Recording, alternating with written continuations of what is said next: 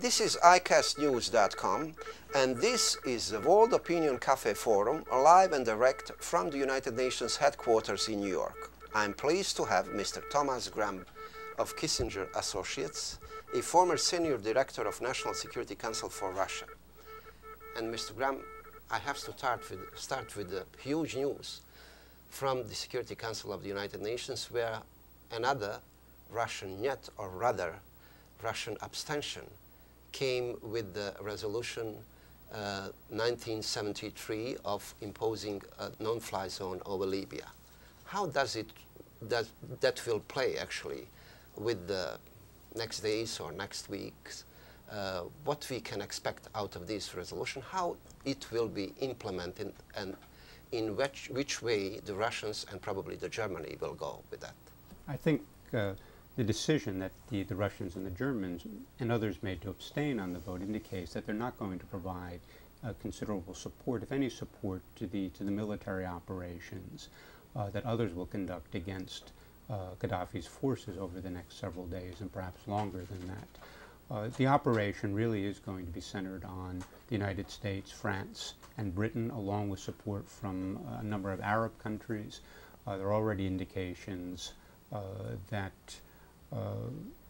Jordan, Qatar, and a few other Arab countries will participate directly. Arab Emirates. Emirates as well in the no-fly zone operation. Some countries from Africa as well.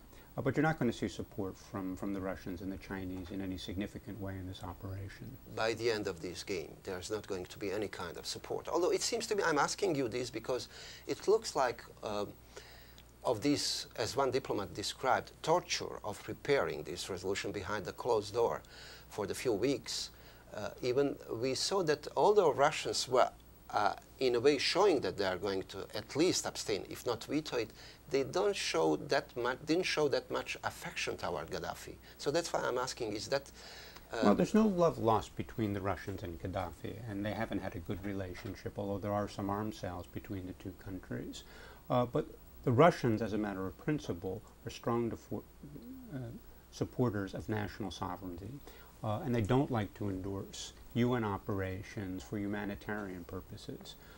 So on the surface of this is not a type of operation that the Russians would support, and in a situation like this, you would normally expect a veto from the Russians. Why didn't we get a veto this time? That's I think there are a number of factors. One, the Arab League itself came out very strongly just a few days ago in support of a no-fly zone over Libya.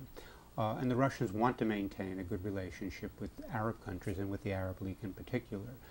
It was very difficult for them to veto if the Arabs themselves are supporting this type of operation. Second, I think the relationship between Russia and the United States, to a lesser extent Europe, has changed over the past couple of years. The reset has been a successful policy for both Washington and Moscow. And when it became clear that Washington itself wanted to move forward with this type of operation, the Russians thought it was not wise or useful for them to block this. So what they've done by abstaining is indicated their concern, their lack of support for this type of operation, but also made it clear that they're not going to get in the way of the United States doing what it believes it needs to do in this situation. And still, beside the Russians, who we did have some kind, as you mentioned, unexpected avoiding veto, but still stay on their sustained position with being abstain in this resolution. We did have actually unexpectedly also, if I can put it like that, the German ambassador to Germany abstained from this, and the German ambassador Peter Witting said, even if I can quote him, that we should not enter the military action or operation with the optimist assumptions and go there and lose some more lives. And did anybody expected this from Germany, and why this is from Germany?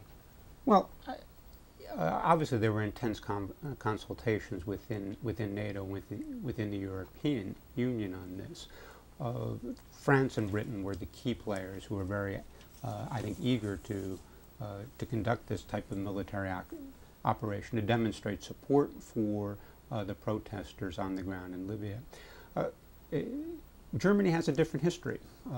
Germany hasn't, since the Second World War, with great eagerness, sent its troops beyond German borders, particularly for this type of operation. But they did in Afghanistan.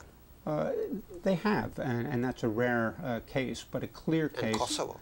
A clear case of aggression that needed to be repulsed, that had the full support of the international community when this began, and also support within NATO. Kosovo on the European continent, an area in which Germany had been historically quite active and had many interests in play at this point. Libya is a little bit different for Germany. It's not the same set of interest for the Germans, and I think there are also some concern about what this operation really is. It's not really well defined in the UN Security Council resolution. It's not clear how long this will last. It's not clear what the goals are. I think it's important to remember as we look at the situation developing on the ground that getting rid of Gaddafi is probably going to be the easiest part of this operation. The question is, once you've removed Gaddafi, how do you put in place a new government, a set of institutions that's capable of stabilizing the situation on the ground in Libya and managing the very different and conflicting interests of the tribes, other organizations that will have to come together to form a new government in the absence of Gaddafi. And as they say very often here in the US media, we are probably not going to have Jeffersonian democracy installed there, neither in Libya, neither in the other part of the Arab world. So in a fast-forward mood. But why the French did jumped in this very fast? Some even suggest that it was kind of propaganda war that was waged between Gaddafi and Tripoli and President Sarkozy. And obviously that was some kind of triumph for the first diplomatic victory for Alain Juppé. I think there are a couple of things that are at play here. One is that there's the very real concern about what instability in Libya, Gaddafi's actions mean for immigration from Libya into southern Europe. So this would affect directly Italy, France, and Spain. This is another reason I think the Germans were not as interested in it. But then why Italy is not jumping? Italy, because they had a closer relationship with Tripoli. And this, I think, Berlusconi himself had a fairly close personal relationship with Gaddafi that slowed things down and has made the Italian government, if not perhaps the Italian people, more leery of this type of operation. I think the other factor behind the French is that they did not play the situation in Tunisia extremely well. You remember they had their foreign minister vacationing in Tunisia when this, there were missteps. And I think there's an effort now to try to correct that by being much more forceful in a situation where it's clear that there really is a bad guy in this situation. We may not know who the good guys are, but we can clearly identify a bad guy. That's Gaddafi. And so the French want to, in a sense, redeem themselves by taking the lead against someone like Gaddafi. And before we move to the Washington and the perspective from Washington, since you mentioned, and there is obviously concern, who we are supporting actually if we remove Gaddafi, whether it is going to be Al-Qaeda element there or some other radical or extremist element that are involved in the scope of freedom fighters, so to say, does West has an idea what's going on, really? My sense is that we don't have a very good idea of what's happening on the ground and who the opposition to Gaddafi represents. In fact, there are a lot of different factors at play. We know that there's several different tribes in Libya that would like to see Gaddafi removed. We know that the radical Islamic elements, Al-Qaeda, that are in play as well. There are some young professional types that probably are closer to what the Western thinks. Technocrats. Technocrats who think in terms of Western values, democracy, and so forth. But as I said, once you've removed Gaddafi, the real challenge begins of how you put together the types of institutions that you need to govern Libya successfully and efficiently going forward. Remember, this has been a brutal 40 years. The institutions, even the cells of a civil society, of government organizations, really don't exist in Libya any longer. All this is going to have to be built from scratch. And this is an extremely difficult thing to do at any time. It's going to be even more difficult to do in a situation where the surrounding areas in North Africa, in the Middle East, are also unstable and facing various types of popular unrest. And coming back to Washington, President Obama did issue somehow an ultimatum when he addressed the adoption of the Security Council resolution. He did say Colonel Gaddafi do have a choice. It sounds a little bit different than previous 2-3 weeks when he sent Colonel Gaddafi has to go, although he sounds very decisive, and that also said that United States will be part of the coalition, which is strong, as he addressed. But is it somehow still taking a back seat, or how United States will play, as even President Obama mentioned that this is difficult for us because we are in 2 wars, actually? Well, it is a difficult decision for the United States, and especially for the President, because the U.S. military is engaged quite actively in 2 wars already. We have our soldiers engaged in warfare now continuously for the past decade. And there are concerns about overstretch. There's concern about the United States taking the lead in a 3rd war in a Muslim country, and what the consequences of that will be for U.S. stature, U.S. standing in the Arab world. The President, I think, quite rightfully said that the United States is prepared to play a role, but this has to be an international coalition, that we're not going to do this by ourselves, that the French, the Germans, other Europeans, the Arabs have to play an active role in implementing the resolution, but I think more important than that, in ensuring the type of stability, the nation building that's going to be required once Gaddafi is removed.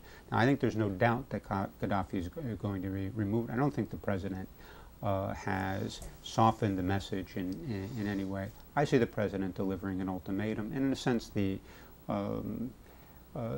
resolution is an ultimatum as well, that Gaddafi needs to go. And he really has no place to go at this point, because there's an earlier resolution that will bring him before the International Criminal Court. So he should be spending his last days in Libya. Putting just a little in a historic perspective, it sounds now that the President is more decisive than in the times, and even the Secretary General of the United Nations, when in times of Bosnia, where we did have hesitant American President who was waiting for so long. I'm talking about the Security Council Resolution 1781, non-fly zone over Bosnia, and then they waited until Srebrenica happened in 1995, and the non-fly zone was imposed in 1992 in October. But this time, Europe is moving forward. Europe is requesting more decisive action, and the Americans are following. And on domestic scene, I think President went more with the State Department, with the head of the State Department, Secretary Clinton, than with the head of Pentagon. So is this proper analysis of what you say? Well, I think you'll find that Secretary Gates was very cautious about getting the U.S. military involved in another operation in the Middle East, in a Muslim country. I think there was some hesitation in the State Department as well. But the situation changed dramatically on the ground over the past week as Gaddafi forces moved out of Tripoli across the country towards the rebel stronghold in Benghazi. I think there was a hope as little as 10 days ago, 2 weeks ago, that the momentum of the rebels themselves would carry them into Tripoli and Gaddafi would be overthrown by an indigenous force. I think it's the change of the situation on the ground that has driven events in Washington. Two, to answer another part of your question, I think we've learned lessons from the 1990s and the experience that we had in Bosnia. and that you need to act rapidly. I think the other factor here is that when you looked at the situation in Bosnia, on the ground in the Balkans in the 1990s, it looked much more difficult because of the size of the populations involved, because of the nature of the armed forces that were involved. Serbia had a much bigger army and better equipped than Gaddafi has. From the standpoint of the military aspects of this, obviously you have to plan any military operation with great care, but the overwhelming force that the United States, our European allies, and the Arab countries have should ensure that Gaddafi is defeated, and defeated in the very near term. So I think that's another reason for it to move quickly. Situation on the ground changed. We have a sense of the nature of Gaddafi's forces, and think that a very quick implementation of the Security Council resolution will lead to a quick resolution of the fighting on the ground. And on that note, I would like to end up this conversation with the sort of conclusion that we have enough international actors, including the head of the United Nations, where we're recording this, and going live actually from the UN headquarters, Mr. Ban Ki-moon, who are on the right side of the history in regard of Libya. Thank you very much. Thank you.